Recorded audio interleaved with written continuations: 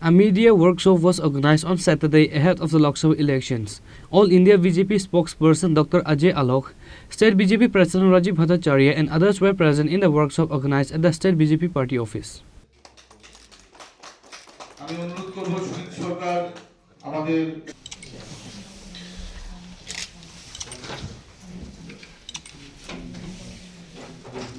Today there was a discussion about district advocates and Morcha advocates.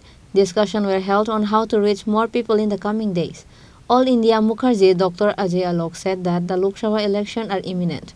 He said that the leaders of the organization have also been told how to reach villages and panchayats in particular.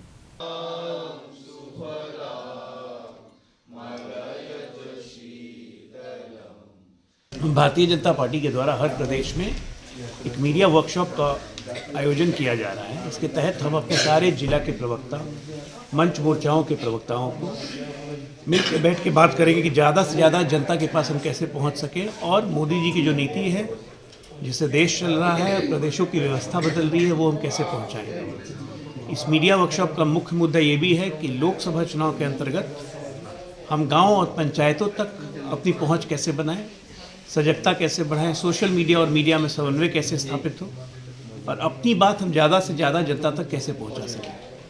वहाँ हमारी जिम्मेदारी उन प्रदेशों में और बढ़ जाती है जहाँ हमारी सरकार है। उस लिहाज से त्रिपुरा हमारे लिए बहुत इम्पोर्टेंट राज्य है क्योंकि नॉर्थ ईस्ट का मुख्य बिंदु हमारे लिए यही है। Reported by Pranav from Agartala, Chini Khorang.